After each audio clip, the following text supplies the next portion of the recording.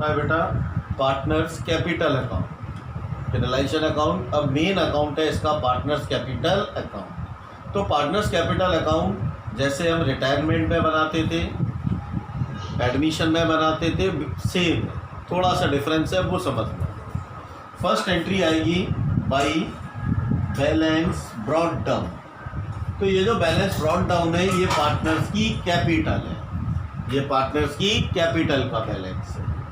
Second entry आएगी अगर question में करंट अकाउंट आपको दिए हुए हैं तो बाई करंट अकाउंट, अगर गिवन है तो आएंगे, नहीं है तो नहीं। अगर किसी पार्टनर की कैपिटल असेट में गिवन है तो उसकी एंट्री आएगी डेबिट साइड में टू बैलेंस ब्रॉट डाउन। तो उसी पार्टनर के कॉलम में लिखना जिसका कैपिटल अकाउंट असेट साइड में। तो ये एंट्री हो गई बैलेंस ब्रॉट डाउन।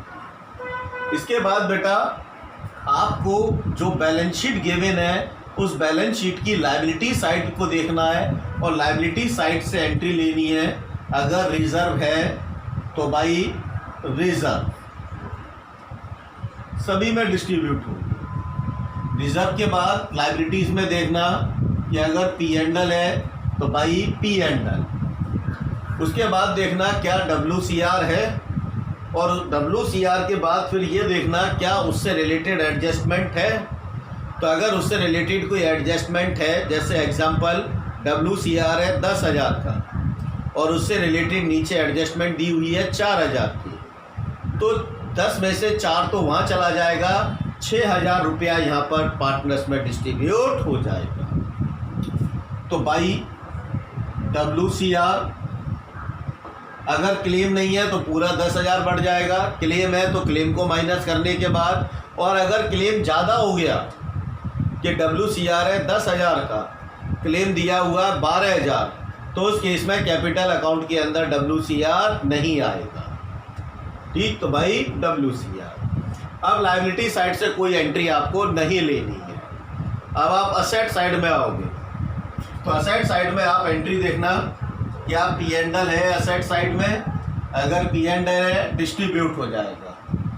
फिर देखना क्या असेट साइड में एडवर्टाइजमेंट सस्पेंस है, अगर है तो डिस्ट्रीब्यूट हो जाएगा। असेट साइड से 2 ही एंट्री देखनी। अब आपको बैलेंस शीट से कोई एंट्री नहीं आई। अब आपकी जो भी एंट्री आएगी वो रियलाइजेशन अकाउंट से आएगी, क्योंकि रियलाइजेशन अकाउंट जब हमने बनाया था तो जब हम लायबिलिटीज़ का पेमेंट कर रहे थे 2 साइड में कर रहे थे, तो चाहे वो नगद हो चाहे वो पार्टनर लेना हो, तो अब रियलाइजेशन अकाउंट से आप पार्टनर के नाम की एंट्री लोगे। तो पहले रियलाइजेशन अकाउंट के डेबिट में देखोगे क्या रियलाइजेशन अकाउंट के डेबिट में पार्टनर के नाम से कोई एंट्री है। अगर वो एंट्री है तो वो कैपिटल अकाउंट में क्रेडिट में आएगी, और किस नाम से आएगी, बाई रियलाइजेशन अकाउंट के नाम से। तो अगर जिस पार्टनर के नाम से है बेटा उस पार्टनर के कॉलम में डालोगे, तीनों में नहीं। जैसे बी के नाम से है तो बी के कॉलम में, सी के नाम से है सी के कॉलम में, ए के नाम से है तो ए के कॉलम में। इस चीज़ का ध्यान रखना है। फिर अगर रियलाइजेशन में प्रॉफिट हुआ है तो प्रॉफिट आपने तीनों को डिस्ट्रीब्यूट किया होगा, तो प्रॉफिट आ जाएगा किसके नाम से, बाई रियलाइजेशन के नाम से।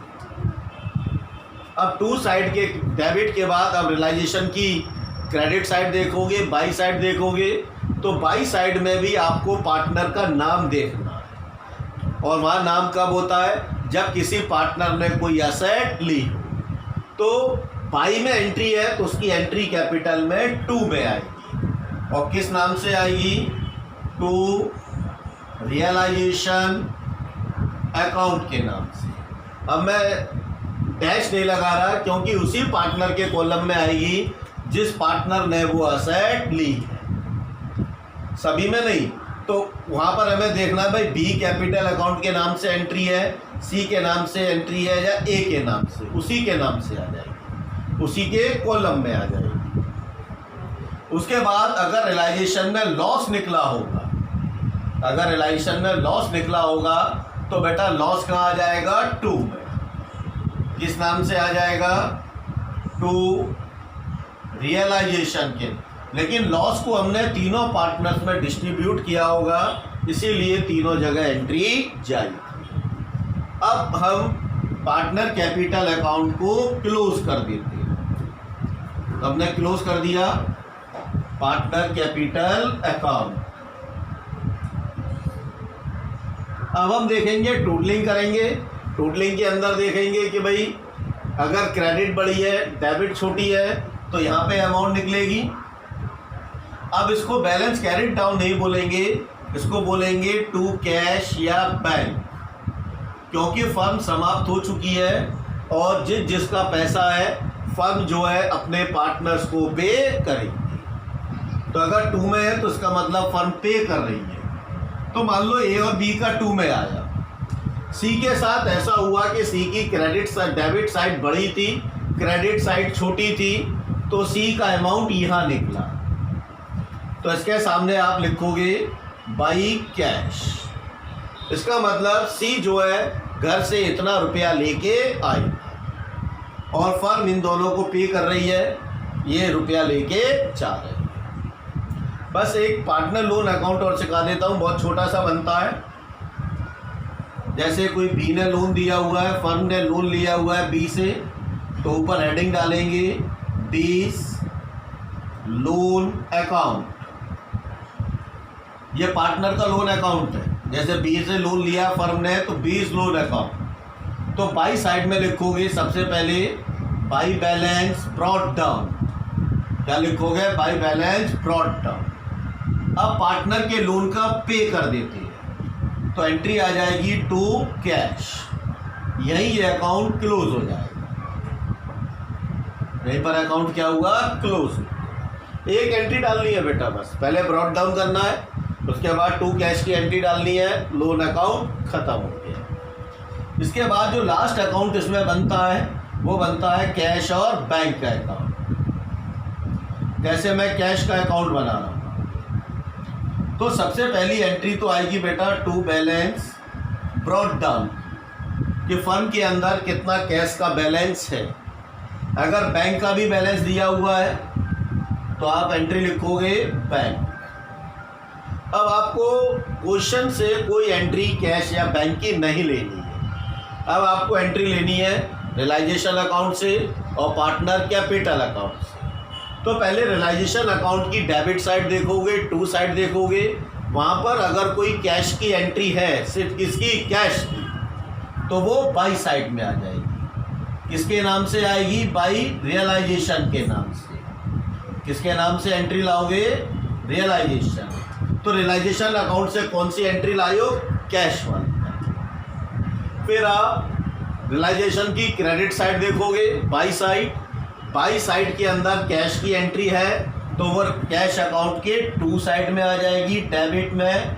और किस नाम से आएगी? टू रियलाइजेशन अकाउंट किया। तो रियलाइजेशन से ये कैश की एंट्री ट्रांसफ़र हो गई। अब आप कैपिटल अकाउंट में आओगे, कैपिटल अकाउंट में कैश की एंट्री ढूंढोगे, ये मिली, तो ये भी ट्रांसफ़र हो जाएगी। टू में है तो बाई में। लेकिन किस अकाउंट से ले जा रहे हो? कैपिटल अकाउंट से। तो नाम किसका आएगा? कैपिटल का। जैसे ए, तो यहाँ लिखेंगे बाई ए कैपिटल अकाउंट, ये अमाउंट आ जाएगी। बी के लिए लिखोगे बाई बी कैपिटल अकाउंट, ये आ गई। सी का यहाँ निकला था तो ये यहाँ आएगा, टू सीज कैपिटल अकाउंट, ये आ गया। अब पार्टनर का लोन है, बी का लोन, इसमें भी कैश की एंट्री है, टू में है, बाई में जाएगी। किसके नाम से? अकाउंट के नाम से। अकाउंट का नाम है बीस लोन अकाउंट। बस क्लोज करेंगे। जब हम क्लोज करेंगे तो दोनों साइड का टोटल बराबर आएगा। दोनों साइड का टोटल इक्वल आना चाहिए।